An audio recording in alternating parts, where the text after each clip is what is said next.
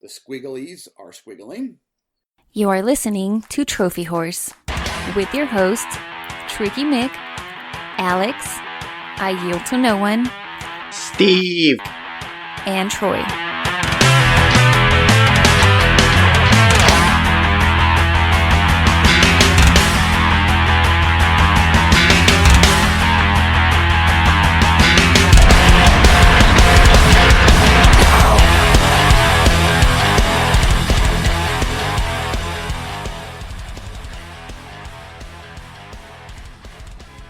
Good evening, or at least it's evening while we are recording. This is Trophy Horse, episode 367. As you can already tell, it's going to be an awesome show because I am hosting. I am your host tonight, this evening, this week. I yield to no one.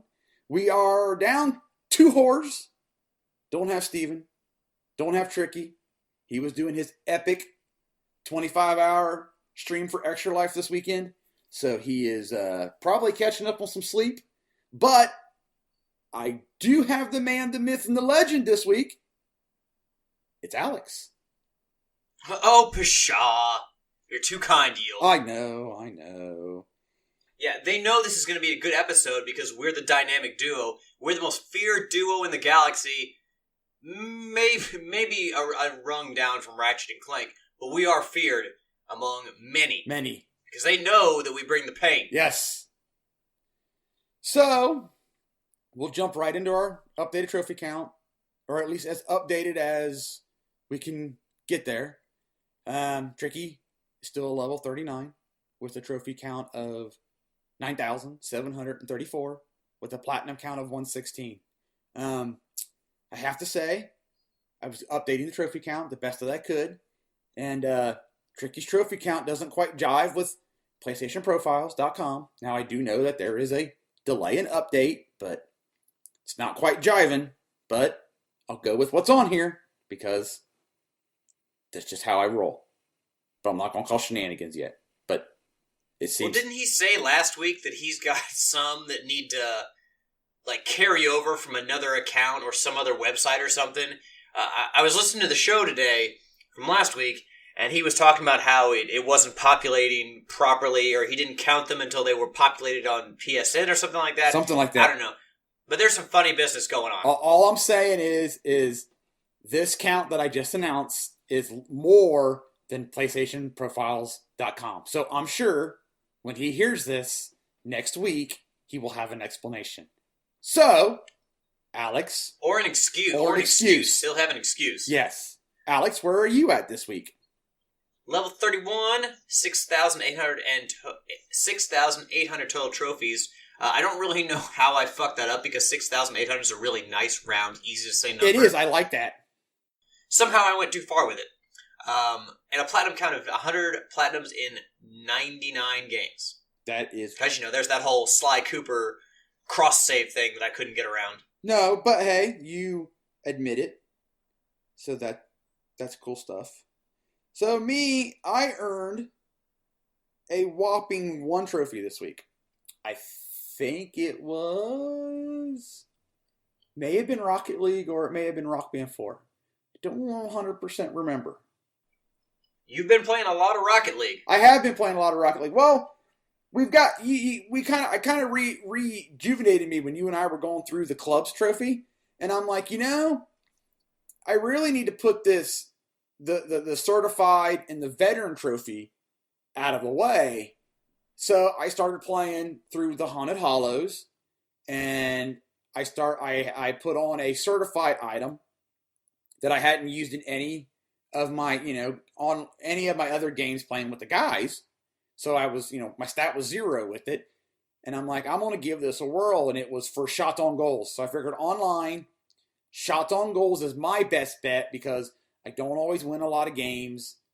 And I don't always score a lot of goals. I'm a good, in online games, I'm a good support guy. So shots on goals would be good for me. So I'm up to, I think it is, I think I'm like, I know I'm north of 150. So I've already got the 1 trophy for certifying one. And I got to get the 200 shots for veteran. and that'll be that trophy. So I'm north of 150.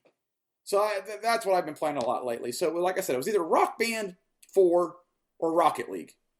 But either way, I'm still at a level 27 trophy count of 5579 and a platinum count of 86. I know it's kind of rather meager, but I am proud that I did meet my goal this year my goal was to average a platinum a month. So at least 12 platinums. I think I'm at like 13 for the year. So, and I still might knock out another 1 or 2 before the end of the year, but that's where I sit as of today. I've been working a lot of overtime. Haven't really been able to play a lot. Yeah, well, I mean, these days I'd say that 1 platinum a month is pretty respectable. We can't all be Sid grinding through all those games to get, 5, 10, 15 platinums a week. And we all don't want to be tricky buying games, downloading games off a Hong Kong account or a account from Portugal, Brazilian account, a Madagascar account, a New Zealand account. We don't want to be tricky who's playing the same game 4 times for 4 easy platinums. So I'd say that 12 platinums in a year is pretty respectable. Thank you. I've been, ever since the trophy war, I've been kind of like, you know what? I'm going to try to average 1 a month. So I don't always get a platinum a month, but my goal is by the end of the year, have at least 12. Last year, I didn't get there. I think I got, I want to say like 6 or 7. This year, I was able to get there. Now, granted, I did, I think I knocked out like Batman and something else, but there were some other games that I really worked at. I know I got one in, Birds of Steel, which is a PS3 game. That is no joke to getting that platinum, and I'm quite proud of it. So, I mean, I have gotten some harder ones along the way. So, let's move on down the list. Steven is a level 15 with a trophy count of 2,077. It may have gone up. I don't have his ability to look on PSN profiles to double check it. So if it's incorrect, I apologize. And his platinum count is at 11. Now, Sid's last on the list, but he is first in the platinum category. His counts are off as well because I don't think I have him. I might have. Let me go back and check. We'll live update it if I'm wrong. I do have him on here. Sid is currently at a trophy count of, he's a level 35. 29% at that. With a trophy count of 7,899.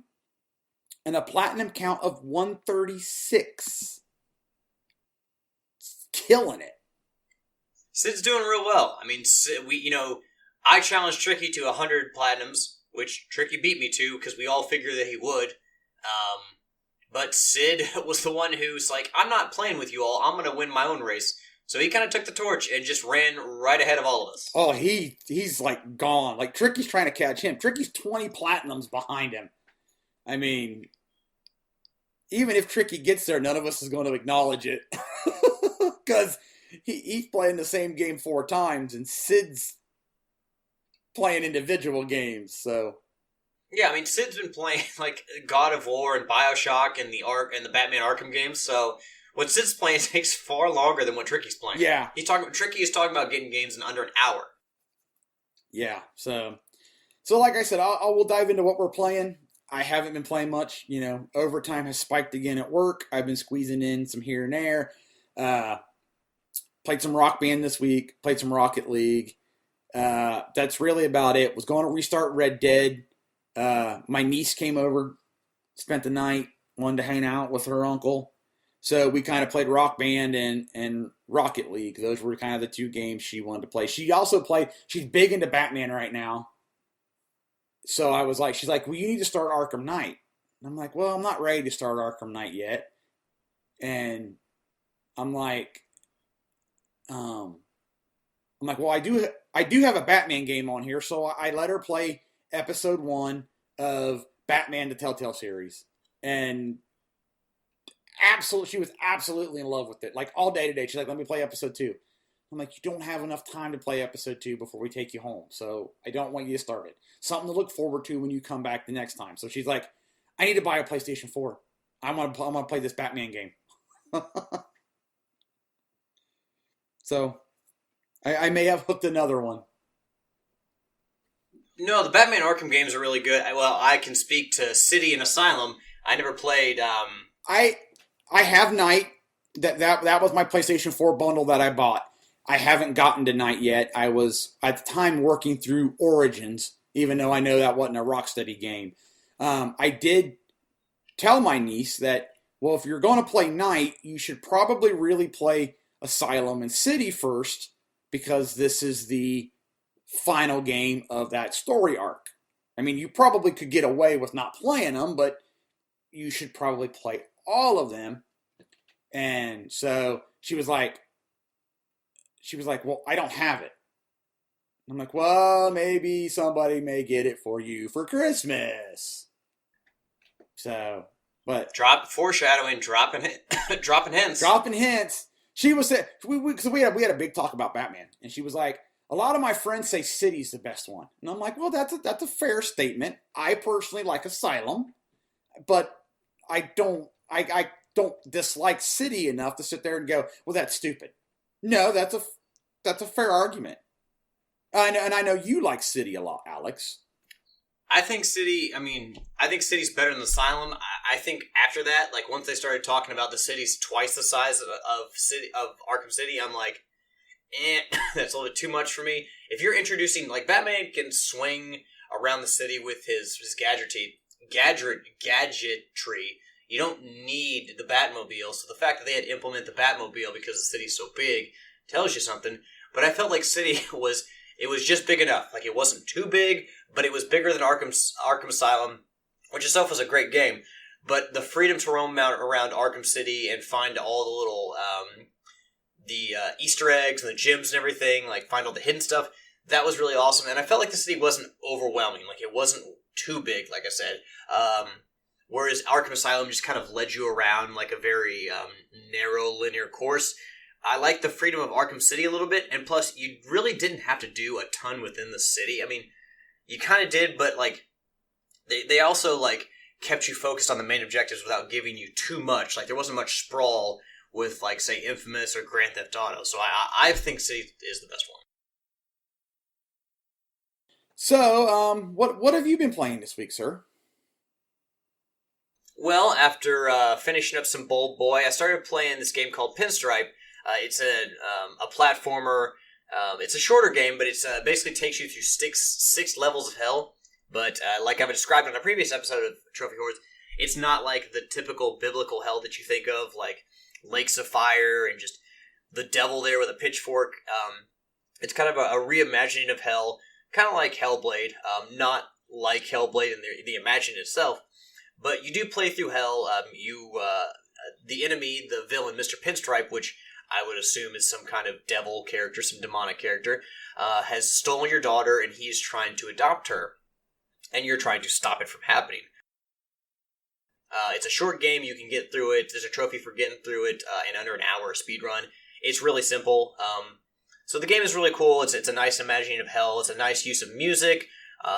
It's not super hard, but it's still a game that you can enjoy getting through and feel accomplished. The only downside is the final boss fight. It's really, it's kind of a letdown because it's kind of an easy boss fight and it's kind of slow paced, so it feels kind of tedious. So, like, against the fantastic art style and the use of music and sound design and the characters in the story, it feels like a very flat ending to everything. But I will say it is one of those, we'll call it, that we'll use the trope Metroidvania, where you go through the story and then you unlock certain things that help you get items back a couple levels or areas beforehand, so you have to kind of backtrack in some. It's a shorter game, so there's not too much backtracking, but it is an enjoyable game. And I think if you're hooked by the art style, like the story will keep you engrossed too. So it's one of those games that you'll know if you kind of like it right away because you'll see the art style, and if you don't like the art style, it's not going to click with you. But I feel like the art style is really what's going to pull you in, and the story will keep you going. So the gameplay is kind of secondary to all that, but it's still a fun game. That's good. And that's one of them like small indie-ish more type games, right? Yes, absolutely. It's done by Atmos Games, a game by Thomas Brush. Awesome. I think they're starting to, more of those indie games are starting to get more popular with, and I'm probably behind the times. They've probably been popular for a while, but more popular with console gamers as they're starting to get their foothold in their platform, whereas they're starting to reach more of a broad base of gamers, which I think is cool because we've run across a few that we've spoke very highly of. So Yeah, absolutely. I mean, I bought from the Sale of the Dead or the Sale of the Damned. I cannot remember the name of the Halloween. I think it was Sale of the Dead. Okay. I bought 3 indie games, like I said, Bull Boy, Pinstripe, and then Flipping Death. So I bought 3 indie games based on their art styles. So yeah, like I've always been one to champion those games. I do like some of the bigger games, but I'm kind of more in between everything than, say, Tricky would be, where he mostly plays AAA games or games that you can get the platinum in 5 seconds just by farting on the controller. Done. So let's roll into our topics. Going to be kind of probably a short one. Everything I could find was more like Red Dead. Where to find this, where to find that, yada yada. And I'm sure you guys you don't want to hear that. But what I did, I mean, to be fair, we're getting to the holidays where we know all the games that are coming out. So you get into that dead period where there's maybe a month and a half of nothing to talk about, except for, of course, the games you've been playing. And luckily for us, usually when we have like a 3-man, 4-man crew, we literally have no problem getting to the 40-minute mark just talking about what we've been playing or just shooting the shit. So yeah, not gonna be an issue. No, not gonna be an issue. So it's been an ongoing thing with games as of late, and we've all complained about it or we've all accepted it. So I'm going to read about Fallout 76 here shortly, but the question that I posed to the Hordem and my co-host: Day 1 patches, big Day 1 patches, are they the norm or are they just annoying? And we can get to Alex's answer here once I read about Fallout 76. As coming from PlayStation Universe, they report that the game will be getting a 54.6 gig Day 1 patch that addresses many of the issues players found in the beta.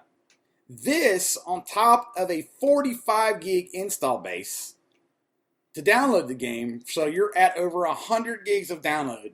So hopefully you haven't hit your data cap yet, but I had that with Red Dead. I forget how big the initial. I mean, there was a big install because you had 2 discs, one to install, one to play. But then it still had a big Day 1 patch. So what I'm posting to Alex, is this just something that we're used to now? We should get used to, or is it really annoying? These really big Day 1 patches. I mean, whether we like it or not, developers are going to use them. I think it sucks because if you're releasing a game Day 1 that needs a big patch, you're clearly recognizing that there are serious issues within the game that need to be fixed, but you had to hit a deadline, so you're going to release it anyway and then just patch it. As long as the issues are fixed, I guess it doesn't matter, but it's kind of a shitty way to do business to release a buggy or broken product only to have to release a big patch on the first day so that people have to download it in order to play the game or get a trophy or have some stability to the online network. So I think the developers will still continue to use it. I don't think it'll be the norm because I think there are enough quality developers out there to kind of circumvent this problem. But then there'll still be developers that use this. Bethesda probably will be one because their games can be quite buggy. A lot of their games are quite large, and that games there's certain issues you can't really play test for. But I think Bethesda's been one of those publishers that's kind of like we kind of expect their games to be kind of janked a little bit. But the good thing with that though is Bethesda keeps working on their games. It's not like they're going to release this 55 gig Day 1 patch and be like, okay, we're done, peace out, we'll see you at DLC time. They keep coming back as bugs arise. They keep fixing it. So it's expected that they will keep working on it. I'm always annoyed by it because like Alex was saying, you release a game and it's buggy, so you're fixing it. at least, I'm torn on that. I'm annoyed by the big patch, but hey, at least you acknowledged it right away and fixed it. But when you're on a limited play schedule, as some of, as adult gamers with kids, or, if you're working, a lot of overtime or whatever, if you're on a limited play schedule, you get this game day one, and you got to sit around for a while, depending on how your internet speed is, up to an hour for this update. That cuts into your playing time, and it's really annoying. I don't think it's going away. Like Alex said, it's going to be around. It's something that we just have to live with it, and unfortunately, either you accept it and you're okay with it, or you just kind of live with the annoyance. And I just kind of live with the annoyance. I'm never going to be okay with it. I'm just going to live with it. Does that make sense? It makes sense. I think, unfortunately, as games have become bigger, there are more problems that arise. And like I said, they can't play test for everything or every situation. So something you encounter in the game that your experience in the way that you jump or where you land, it's going to pop up occasionally. So patches are necessary. I think it's great that they can fix games on the fly like this, but to have a day one patch, you're basically recognizing that you released the game in a less than ideal condition, and you know about it. So it's a shitty way to do business, but at the same time, it's kind of become just not the norm, but it's been accepted that sometimes it just happens, and there's really no amount of griping that's gonna take it away. They're around. It's a part of gaming now. So we'll move on to our next topic. Might be kind of a short one. We'll see what we come up with. But in a quarterly earnings meeting, Take-Two CEO Strauss Zelnick said that we will be getting a public beta, at the end of the month for Red Dead Redemption 2. Now, no official release date was announced for it, but there you go. There will be a beta at the end of the month. There's no information on where you can go to sign up for it, but if you're already through Red Dead and you've done everything, here comes the online part. If you've already gotten through all of Red Dead, when did you sleep? I don't know. There's a lot. Just in the little that I've played, I'm already like, man, this game's massive. and all like what I could say at the opening of the show, all the information is where to find this legendary pelt, how to do this, where to find this, where to find these little Easter eggs. And I'm just like, holy cow, this game is massive. Which is cool. I'm going to really like it when I really get into it and restart it. But I was just like, man. I really hope I can get to platinum in it, but I don't know. It's going to be a tough chest. I mean, you're going to put a lot of hours into that game. I know. I got the platinum for Red Dead Redemption, the first one. And the trophy list doesn't seem overly hard. But the game just seems so massive. I can see where not a lot of people, get the platinum unless you're really dedicated. So now here's something that's interesting, and a lot of you out in the Horde may have already read about this. I when I put it in the agenda, I didn't do my due diligence to see if it was within the last week. This was actually probably a couple of weeks ago when this came out. But I don't believe we've touched on it, and it piqued my interest. So, Ubisoft is removing graphic imagery from Rainbow Six Siege as it expands its game into the Asian market. Have you heard about this, Alex? I have not, sir. Okay, so Ubisoft Montreal is currently prepping its Rainbow Six Siege for the Asian market. So with that, they had to make some changes to the game. So that means removing most of its graphic imagery. And the reason that they did this is because, they took out, knives, knives in the kill feed to indicate melee kills. They took out the slots and gambling machines, the neon lights that first outlined a nude woman. Now it's just a hand. And for the Chinese market, they took out, or not just for the Chinese market, and they took out skulls have been removed or altered because in the Chinese market, that's like really bad. So I guess my question to you, Alex, and the reason they did this, before I ask you the question, the reason they did this was so that way it's one uniform game for all markets. So that way when they change and update the game from here on out, it's one change for all regions, not, well, this is the change for the Asian market, this is the change for the North American market.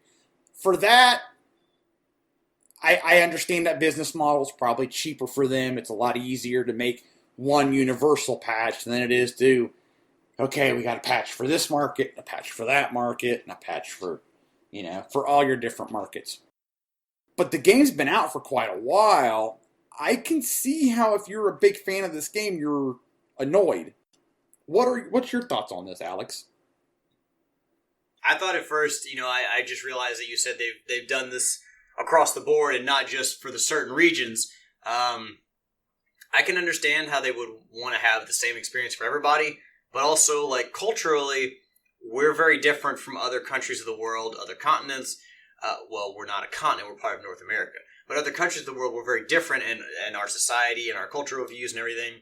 So I think having different,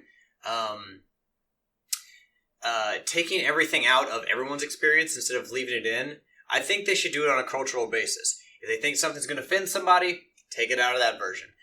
If they think it's going to, if they think another thing is going to offend somebody else, take it out. But I don't think they should take everything out of the North American version because it offends somebody in the East. Or they shouldn't take something out of, something that's sent to the power regions because it's seen as offensive here to the United States. Generally, it's not really. There's not much seen as offensive here in the United States. Well, there is, but in video games, we tend to let things fly much more than they would in other countries. So I think they ought to do it they ought to change things in games based on that culture as opposed to changing them all. Now, as you said, that might not be financially doable. It might not be feasible. But I, as a gamer, I don't want my experience changed because something might offend somebody else in another country unless it's, super graphic. I'm not overly a big fan of the idea. I mean, because, if I've been playing Siege for a while and these are the images I've seen and what I like, and now all of a sudden you take them out, I would feel like you're lessening my experience. I don't like it, but yet I understand why they're doing it. But yeah, I don't know. I don't like it. That's all I can say. I wish I had something better than that, but it bugs me. And it's okay to be bugged by that. I don't think it takes away from necessarily the game experience. It's not like it makes the game unplayable. No, it doesn't. It's something that, I don't know. It's something at my core that's not right. But in the end, whether they take it out or not, people still want to play the game.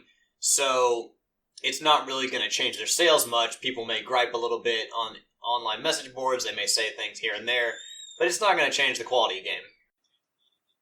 No, it won't. No, and they made sure to tell everybody that it's not going to affect gameplay. So we're going to roll to our last topic, and I put this in there. I found it kind of cool. So you've heard us complain here on the show. Most of the people that we run into all online games can kind of be jerks. Now, I will kind of say that lately my Rocket League experience has been pretty cool. Been running, I play casual, don't play ranked. I'm not that good, or I don't feel like I'm that good. But I've run into a lot of games where people are a heck of a lot better than me in casual. and they're cool when I make mistakes. I've been like, my bad, and they're like, nah, hey, it happens. So I've run into a group of people lately that has been really cool. So speaking of something really cool, if you've played Battlefield 1, you know that it's a World War I based game, and that as of recording today, it is November 11th, which is Veterans Day here observed here in the States, but it also is the day that World War I ended. And so to commemorate the 100th year anniversary of the end at World War I, at 11 a.m. local time, a group of players in Melbourne, Australia, all stopped attacking each other, and they held basically kind of like what they held a 2-minute moment of silence to commemorate the 100th year anniversary of the end of World War I. I thought that was kind of cool, and they said not everybody all over the servers, did that, but this was the biggest one, and there were little patches of here and there that groups of people all just stopped fighting at 11 a.m. Pretty cool. Yeah, that's extremely cool. I wouldn't have even thought about that, but for people just to stop shooting at the 100-year anniversary is pretty awesome that people are actually cognizant of that. That's what I thought. I'm like, wow, I didn't realize that was when World War I ended. So, I mean, like, kudos to those people. And I'm sure that they were in part of some group, and they were like, hey, this is what we're going to do. Feel free to join us. But either way, I mean, that's awesome. Kind of like an uplifting story. I don't know. Well, we need as many of those as we can get. But yeah, I don't know. Like, I know, obviously, the Treaty of Versailles officially ended World War I. I didn't know the date. For someone to know that and actually think, hey, this would be cool, and other people to get on board. See, that's the thing. That's the thing. Somebody knowing this, obviously, there's a lot of people that probably know the day that it ended, the anniversary. But for other people to get on board and actually cooperate, that's really what's, especially in like an online shooter when, someone is thinking, oh, I'll take advantage of this because, hey, I'm the only one shooting. Yeah, no one else is shooting. I can really get my kills up. But no, it was pretty cool. And then on top of that, I may say his name wrong, Jan David Hassel of EA Dice, it was posted on Reddit, and he saw it, so then he took it and posted it on Twitter to even acknowledge it himself that, people in the game that he helped make did this. So, I mean, it really cool, and I thought it would be kind of a neat way to end the show that, even though we all complain about there's a bunch of not nice people online, that there are pockets of really cool people out there. Well, a lot of times the vocal minority, a bunch of assholes, I mean, that's where, we say that, we have one bad experience with someone online, and online gaming sucks, we have a few bad apples kind of ruin the entire bunch. But that doesn't mean that just because some people are dicks, it doesn't mean there aren't a lot of great people out there who play games, who like to get online and are actually respectful and can actually act like a human being to other people in an online community. Exactly. So now we're going to throw it across the pond to Sid for Sophie's Trophies. So, Sid, take it away. Hey guys, how are we all? Sid again with Sophie's Trophies 55. I'm not doing Batman this week, guys, because I'm a little bit late recording. I'm going to do Castlevania Requiem, Symphony of the Night, and Rondo of Blood. As the game has a shared trophy list between both games, I will do Rondo of Blood this week, Symphony of the Night next week when I finish it. I'm very close to that. And I will go back onto Batman with Arkham City the week after. So, let's just jump straight into this one, guys. The first trophy, as always, the Platinum, a miserable little pile of secrets, an ultra-rare 3.3% trophy. The Young Huntress, Rescue Maria Renard. This one is a 22.2% rare trophy. Prayers Answered, Rescue Tara. Very rare, 8.1% trophy. Just what the doctor ordered. Rescue Iris. This one is a 7.5% very rare trophy. And Nothing But Annette, which is Rescue Annette. This one is a very rare 9.2% trophy. They are all relatively easy to find, these characters, guys. You know, I'm not going to go through every location because, to be honest, I can't quite remember them all. But the first character, which is Maria, she is in level 2. Very easy to find. You get chased by a big creature, a behemoth I believe it's called, and as you're running away from it, hit the candlesticks to get items. One of them is a key. If you keep that key and head into the next little area, there is a door at the bottom. When you go past the fishmen, use the key there and you will rescue Maria. Intercepted. Catch the magic crystal from a boss. When you kill a boss, guys, jump up and catch the crystal before it hits the floor. Easy enough to do. This one is a 48.1% rare trophy. Whip It Good. Defeat 15 enemies with Richter's extended weapon, or whip.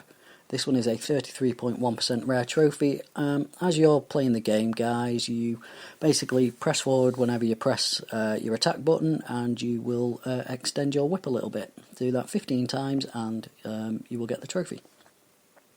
Come No More. Test the ferryman's patience. This one is a 6.6% very rare trophy. This one, guys, I think it's in the alternate level 3, and when you see some logs beneath you, they seem to disappear off the screen. You can actually jump on these logs, guys, and ride it all the way down to the bottom where you find the ferryman. Go onto his boat. He takes you across a little pond or whatever it is. Jump off his boat and then jump back on it again. When you jump back on it, he will give you an item. Jump back off it and jump back on again. He will give you something else, and if you do it again, he will tell you to come no more. And that will give you your trophy. Vampire Killer. Complete any stage with a no damage bonus. This one is a 10.7 very rare trophy. Easy enough to do, guys, just do it on the first level. It's not too difficult. The dragon boss does have fireballs, which can be a little bit unpredictable, but even if you have to start the level again, you're looking at 4 minutes maximum to get through it. You Don't Belong in This World. Defeat Dracula as Richter. This one is in 8.0% very rare trophy, so finish the game with the main character.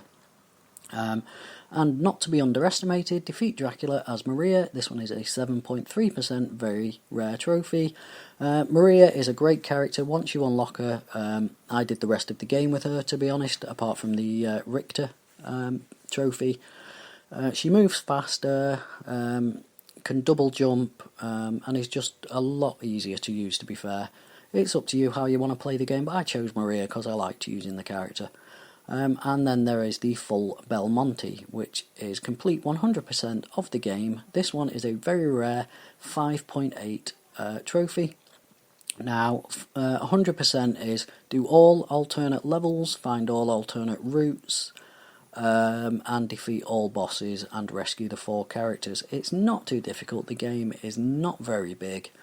A bit of perseverance and you will do it. It is good fun to play. I didn't think I would like it, to be honest, because I love Symphony of the Night. I think that's a great game, but the older Castlevanias have always seemed to be a bit more clunky for me.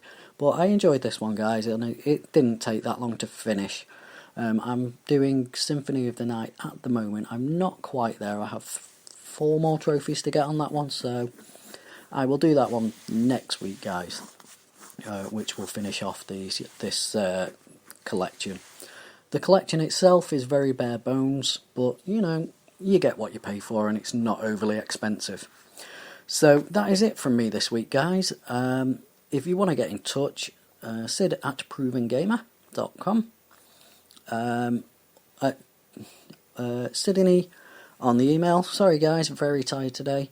Or through the Facebook group, or through PSN, which is Sidders1978. So that's it from me, guys. Very tired me. I will talk to you next week. Hope that was okay, and keep getting those trophies. Bye. And welcome back. Thank you, Sid, for that awesome Sophie's Trophy. Unfortunately, I don't have a topic of the week. Alex, you got anything off the top of your head? To be honest, I mean, not really. I mean, I think we had some good topics in there, some stuff that kind of deviated from Red Dead, but still touched on Red Dead. So, I mean, I feel like we're good to kind of go ahead and clean this shit up. All right, we can do that. The only thing I was going to throw out there, I'll do this real quick. Alex and I was talking about this pre-show. If, as of right now, because I haven't seen GameStop's Black Friday ad, but if you're looking for video games, the cheapest prices I've seen so far, check out Best Buy. Don't know if you can order them online yet on Black Friday, but if you got a Best Buy in your area, that would be the place to go to get some games because they're cheaper than some of the places I've seen. Just throwing that out there. So, Alex wants to clean this shit up. So, well, let me ask you before we get out of here, do you actually go out on Black Friday early enough to get the big deals, or you just go out later to kind of scavenge for like movies and video games that might be kind of left over that are still good prices? I just go out and scavenge. I really don't. When I first started going Black Friday shopping, I don't know, a few years ago, we'll say 8-9 years ago, I didn't get up to overly fight the crowd. I would get up like maybe after the initial opening because I wasn't going to stand in line forever. And it just annoyed me. Shoulder to shoulder with people being rude. And I just wanted to knock people out. I'm just like, I'm here to get something. You're here to get something. Let's just go in and get it. And if it ain't there, it ain't there. So I learned after that experience that if it's something that I really, really want, I have to decide if I really want to fight the crowd. And so far, I haven't come across that. I look at the Black Friday ads that leak online early, and I might want this, I might want that. And for the most part, my wife and I have always gone a couple of hours after everything kind of starts, and you can't find parking, but when you go into the stores, you can pretty much walk through. And if they're really good deals, if there's something still there, awesome, we'll pick it up. If it ain't there, I wasn't fighting the crowd to get it anyway. And we go around and we kind of just, oh, this is still here, awesome, I'll get it. Pretty much the video games are always all there. They're not completely cleaned out. You can still find them. And if not, pretty much all the major stores are all the same prices, if not maybe off $5. So it's really good price here. Oh, they don't have any? Okay, well, I'll go over across town and I'll get it here for $5 more. It's not going to hurt that much that I paid $5 more for it. So that's kind of how I do my Black Friday shopping. If it's not there, oh well. Last year, Walmart offered you could order Black Friday pricing Wednesday at 12:01. So there was a few items that my wife and I really wanted to get at 12:01. We ordered it online, had it delivered to the house. Didn't have to fight the crowd at all.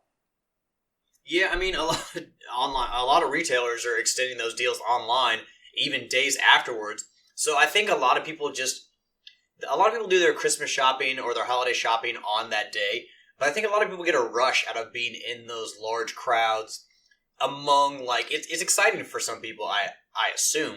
Why else would you be out? Because do you really need another TV or another laptop? I know that Ashley is not a huge fan of crowds. She's more of an introvert. I actually went out a couple years ago on Black Friday and someone hit my car, and then that was a whole ordeal to get it fixed. Now the lady fixed it, and her insurance took care of everything. But having to go through that process is annoying. And just being out in those crowds and people are just not paying attention. They're just kind of, I don't know, it's just a mass of people. And, you see all the videos of people, and I don't mean to laugh before I say this, but the people it is funny. getting into fights at Walmart. No, it's funny. Yeah, and in the worst cases, people actually, shooting at other people over some dumbass electronics. Yeah. But when we go to Churchill Downs every year for Thanksgiving for the buffet and the horse races, because that's how we do in Kentucky, we will pass by Best Buy, and there will be a line of tents around Best Buy for people missing Thanksgiving to line up to spend the night to get some laptop or some video game system or some television. And I'm just like, I'm so glad that I will never be one of those people that needs to sleep in a tent outside of a Best Buy on Thanksgiving in order to get some stupid trinket. Yeah, I remember, as a kid, hearing about all this on the news. And I remember when I first started working at the lumberyard, I had to be at work on Black Friday at, I think it was 5 or 6 in the morning, because we had a truck coming in. Not because, we're a lumberyard. We weren't doing Black Friday stuff. We had our delivery truck came in that early. So I was on my way in, and I would drive by at the time, the local Kmart. And they were wrapped around the building waiting for the store to open up. And I'm just like, is there ever anything that I want that bad? And I have yet to come across something on Black Friday where I really wanted something. The only thing I ever quote unquote fought the crowd for was when we decided to get an iPad. Walmart had it where it was guaranteed in stock. If you got there, I don't know. Let's say they started their sales at 6 o'clock. If you were there by 8 o'clock and in line, it was guaranteed to be in stock. So that was the one year that we kind of fought the crowd. So that way we were guaranteed to get one at the price they had it. And it was a really good price. So, and that was the only time I ever really fought the crowd. Other than that, like I said, you go a couple hours after the initial rush. You may have to wait in line because, God forbid, you have more than 2 lanes open on Black Friday. But I walk in, I mosey around, I grab this, I grab that, and I walk out, and I don't have to punch anybody or feel like I want to punch anybody just for people being jerks. Not because I want to punch people, just because people are just being rude and jerks. Yeah, you don't come across as a violent person, Yield. No, I try not to be. I can get that way, but I just don't be rude and don't be a jerk. It'll be there tomorrow. You just may have to pay $20 more. Although you are kind of cutthroat when it comes to Rocket League. Well, yeah, that I am. I'm a little more cutthroat in my video games. But, I mean, really, if it's clothing, if there's a good deal on clothing, which is, yes, it's practical, but if there's a good deal on clothing, I'll, venture out for that. And, DVDs, video games, sure, more DVDs than anything, but, I'm so, digitally focused these days with everything, and I just want to download things that, the lure of discs no longer holds what it used to for me. So Black Friday it's something I can go out and not be super phased with when it comes, because I'm an extrovert and I don't mind being in crowds. But it's also something that I am completely happy to avoid because I'll just do some shopping online. Exactly. Oh, and one other thing. Like I said, GameStop's ad's not out yet. I also saw the only place I've seen PlayStation Plus on sale was Best Buy, $40. Black Friday. So if you need to re-up your PlayStation Plus, that's been the best deal so far. If I see anything anywhere else, I'll try to post it on the Facebook group. But I thought $40 for Plus, that's not hateful. Not at all. Any kind of break we can get on that is, because it's 60 now, isn't it? Yeah, it went up to 60. So I think I'm either good through next year or good through 2020. I might pick me up 1 year of it. Because you don't know when it's going to go on sale, if it goes on sale. And I want to say last year they didn't have any on sale. Or if it was only $50. They haven't had a good sale since, it was 3 or 4 years ago when it was basically half off. So it was 50 then, so you got it for 25. It was something like that. It was basically half off. So I stocked up then, and then the following year you could buy. What was it? It was the 3-month cards. So you could buy 5 3-month cards for the price of a full year. So basically it was like buy a year, get 3 free in essence. Those have been like the 2 best deals for Plus I've ever seen. So I don't think $40 for a year is bad. No, not at all. Not at all. I'm just waiting for Toys R Us' ad to come out. I think you're going to be waiting a while, but you just keep hoping. The giraffe is dead. Childhood is dead. It's dead, man. It's dead. Gone are the Kmarts and the Toys R Us's, and soon the Searses. Our childhood's gone, man. I wonder. I was about to say I often wonder. I don't actually often wonder, but like this gets me thinking. Like just saying Toys R Us, because I remember the experience that I had as a kid walking through Toys R Us and like going to the video game aisle where they had the little pouches with all the little slips of paper that you had to take to the window to actually get the video game. It was like a magical experience for me, like just this realm of wonderment. And I go into Toys R Us as an adult, or when they were still open, and it's like, God, this might as well just be like an elongated janitor's closet. Like, this is terrible. Like, did kids, like, nowadays, did they have the same experience that I had at Toys R Us, or was it just kind of like, did I really imagine Toys R Us far more, like, magically than I should have? I don't, I've wondered stuff like that, because, like, I walk down the toy aisle anymore, and I'm like, man, this stuff passes as toys. The only aisle I walk down and I ooh and ah over, I still ooh ah over the Lego aisle. I will walk down the Lego aisle and be like, man, I'd like to have that. But with everything being so digital nowadays and video games being so prominent, it's kind of a wonder that the toys have kind of come down. Does that make sense?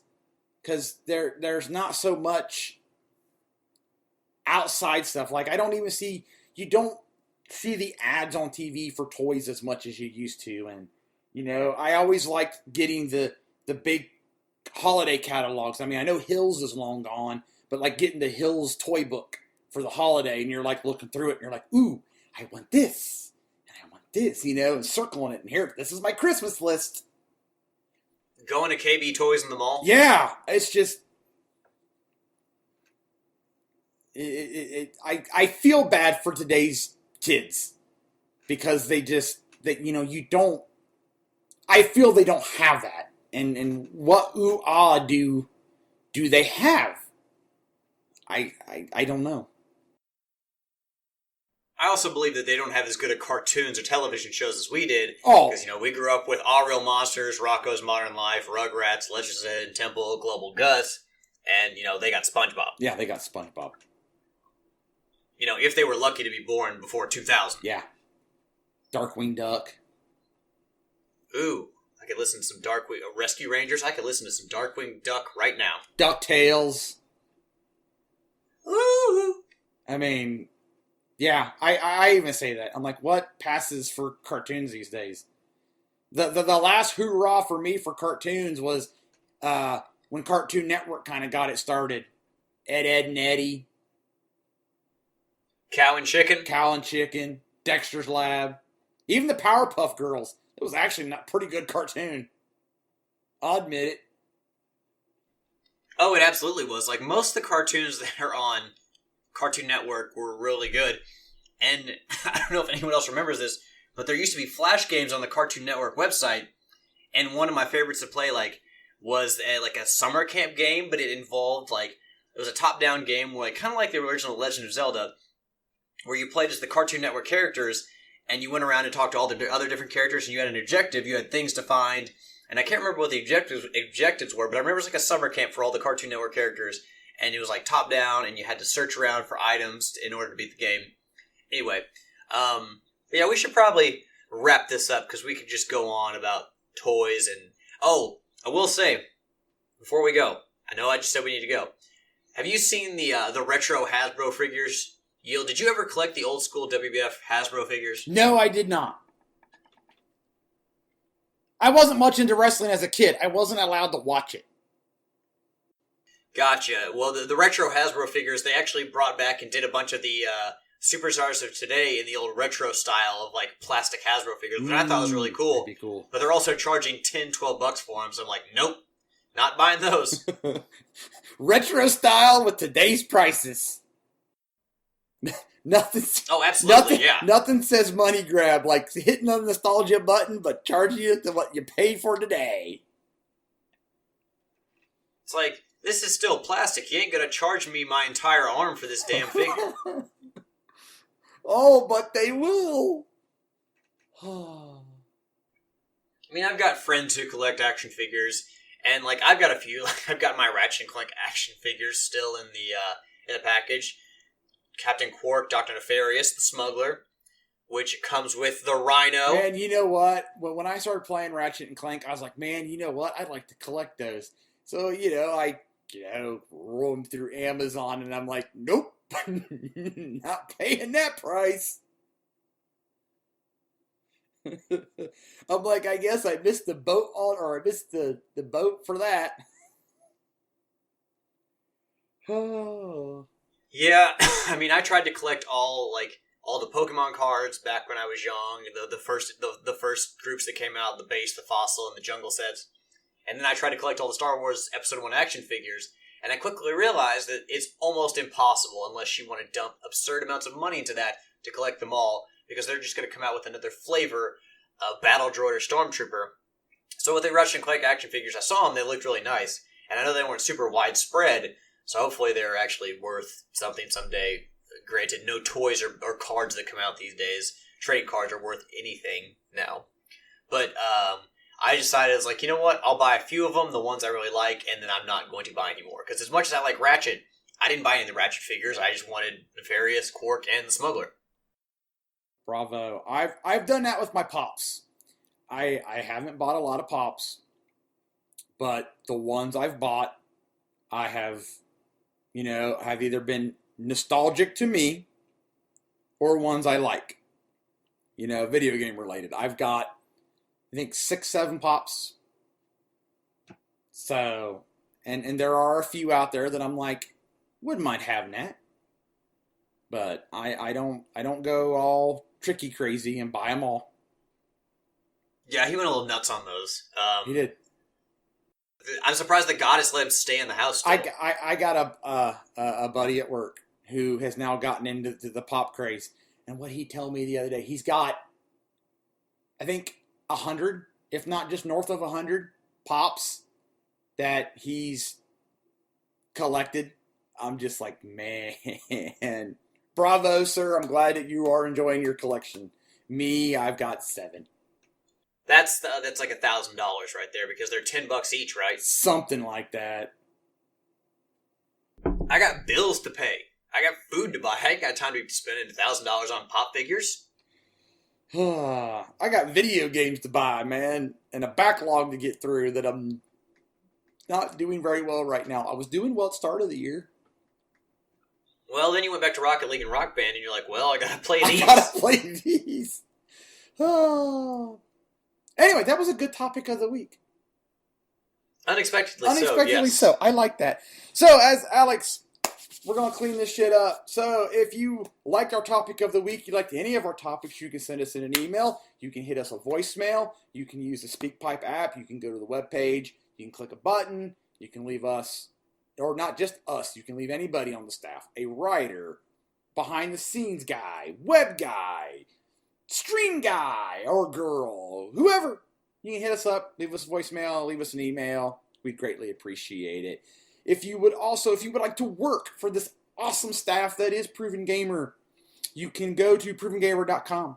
Up in the header, there's a Help Wanted tab. You click it, and we are looking for writers, podcasters, video editors, news reporters, YouTubers, streamers, anything that you think that you would like to get started in the business or would like to help out, you can go there, leave your qualifications. Tricky will get back to you in a timely manner, and you can get the ball rolling.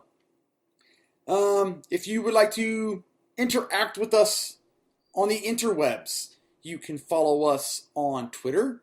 The show's got a Twitter handler. Let's try that again. show has a Twitter feed at Trophy Horse. The site can be found at Proven Gamer. You can get a hold of me at I Yield to No One, Tricky at Tricky Mick, Steven at Batchild 127. Thank you. I was totally going to get that wrong. I don't know Sid's off the top of my head. I know Sid's got a Twitter feed. I'm sorry. Alex, do you know it? Sitters 1976? Okay, we'll go with that. That might very well sound right. So Sitters 1976. And Alex has a Twitter feed.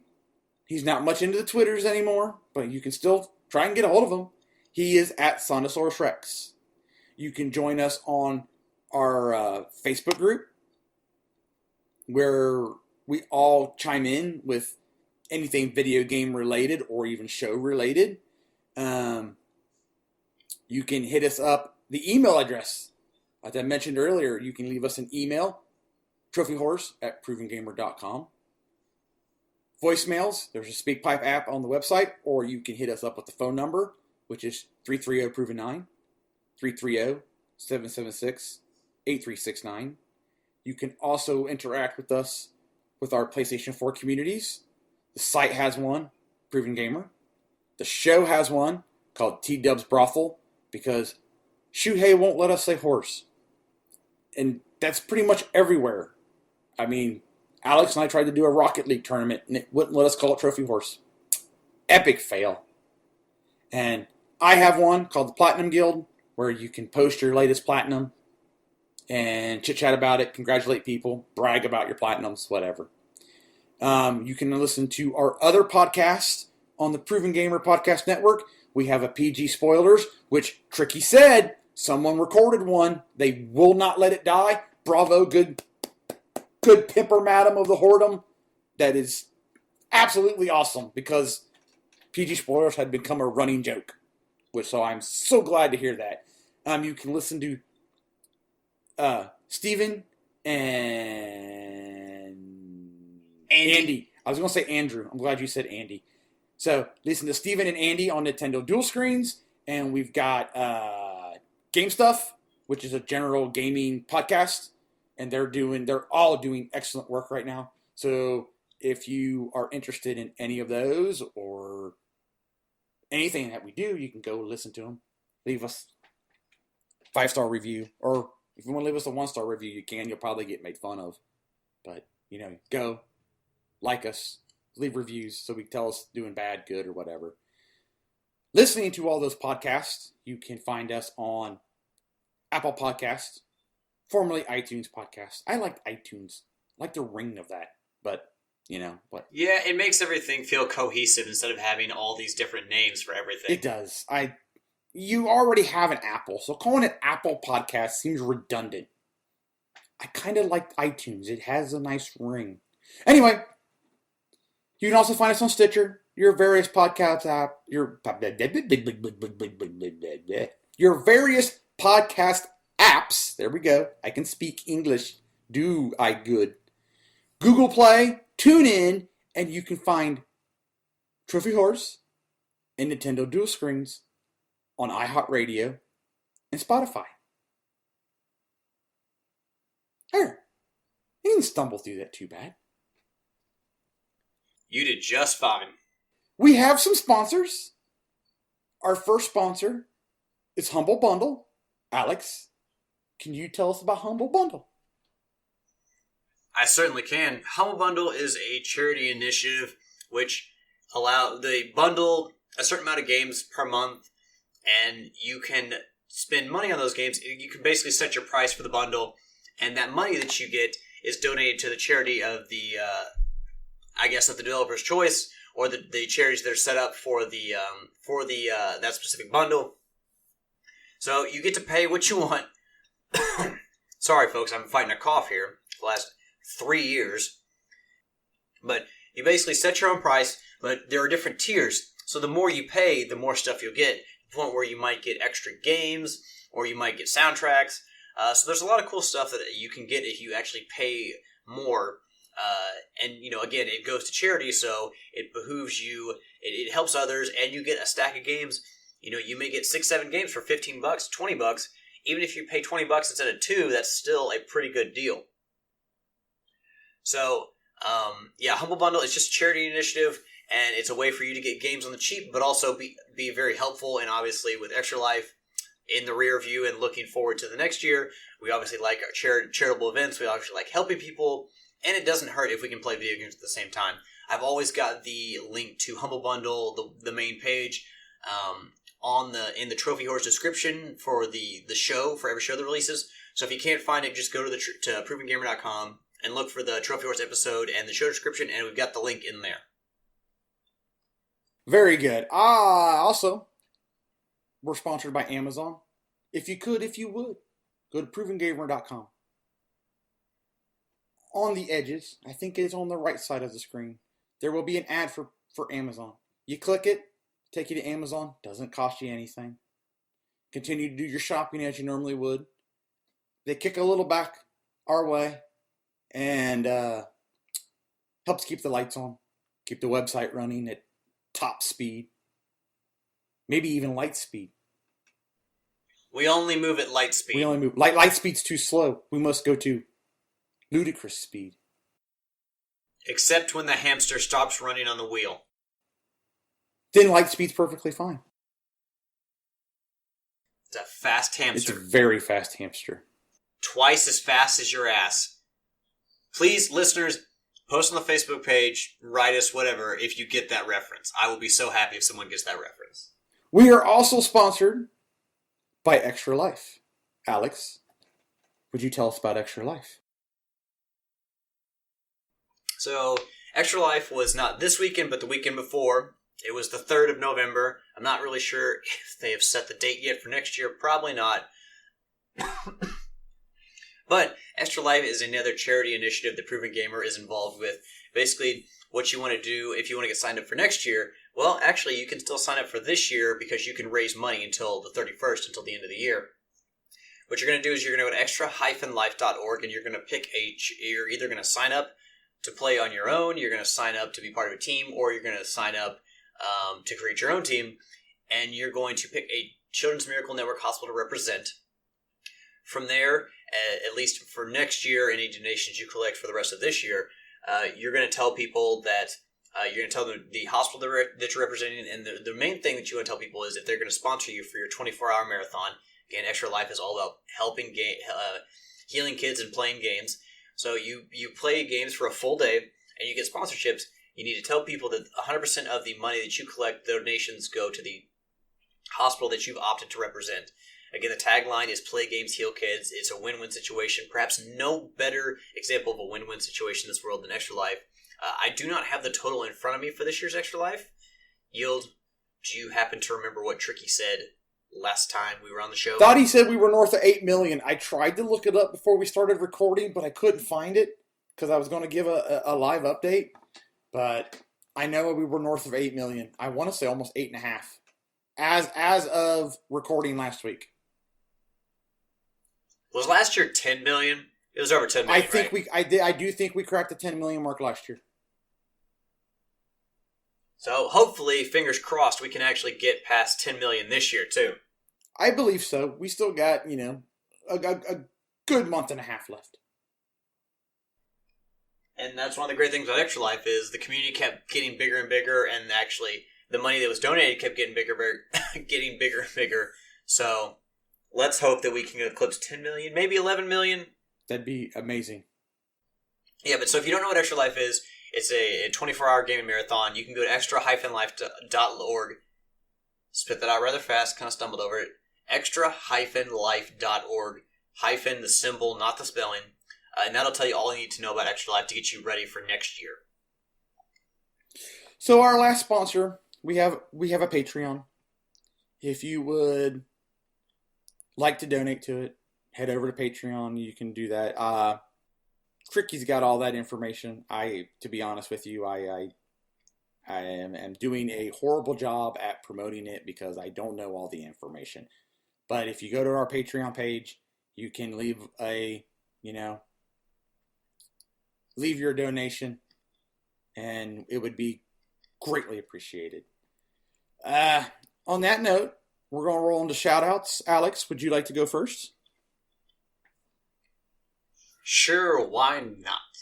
I want to give a shout-out to, of course, the listeners, first and foremost, who are always the fuel to the fire that is Trophy Whores. Without them, this show would not exist. You know, we we all can talk at each other, but without the driving force of our listeners, the Trophy Whores would really go nowhere. So thank you all for helping us get on iHeartRadio, for even helping us get on iTunes in the first place, get on Spotify. We appreciate everything you all do for us, for the show, for the community, for Extra Life. So just thank you for being a listener and being a fan. We truly appreciate you guys more than we can ever convey. Give a shout out to Yield for doing such a baller-ass job of hosting. Thank you. Because there are just some weeks when, even if Tricky's not here, I don't really want to host. And you did put the show notes together, so you kind of read all the stuff. You read all the topics. I did. And I didn't tricky it this week and read you word for word every article. He's the worst about that. Like, awful. I summarized it. I tried to hit the high points, get the point across. Let's talk about it. Oh, we always talk about it. Oh, we always do. But I want to give a shout out to Yield and to Tricky and Steven, who could not be here, as well as Troy.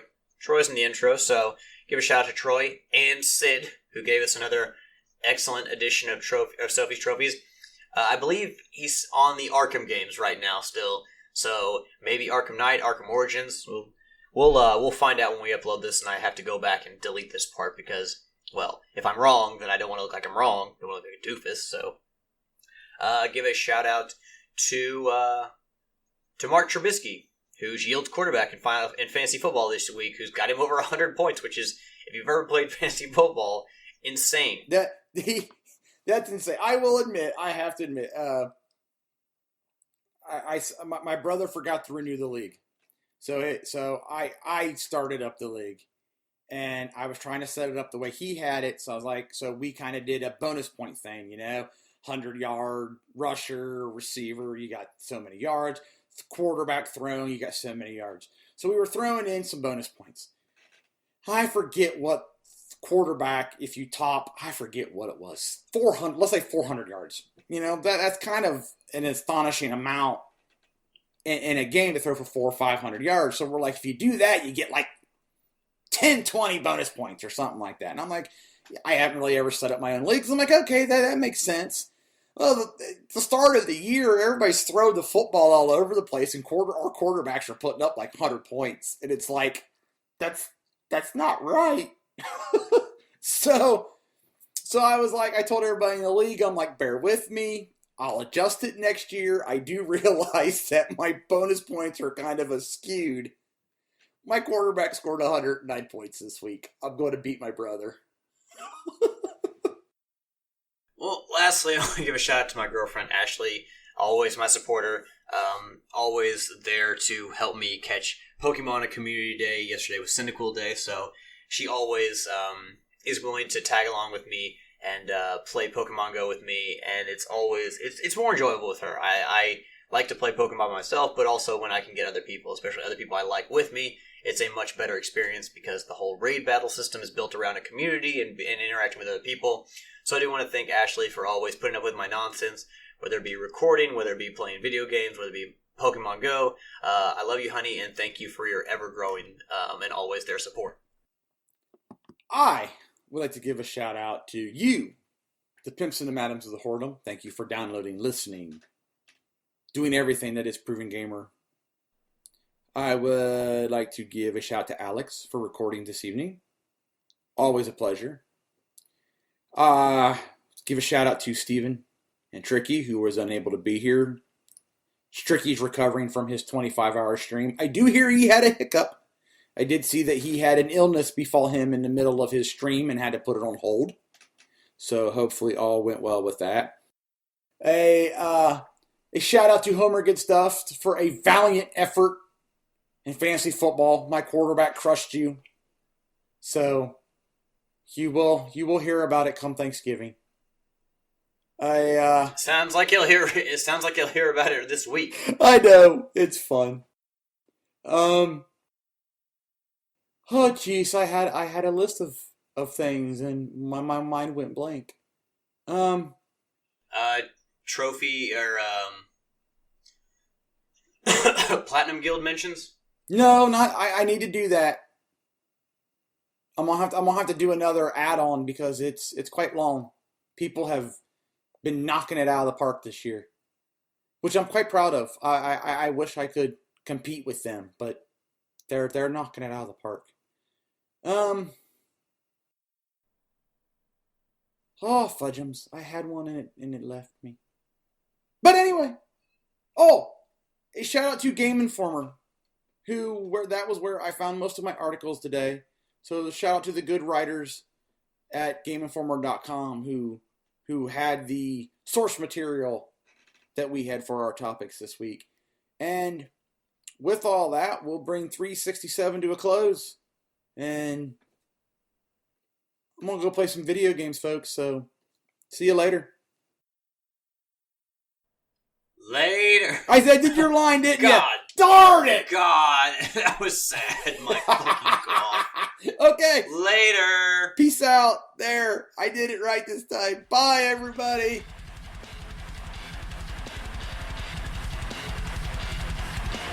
Save your last words, then read on me this.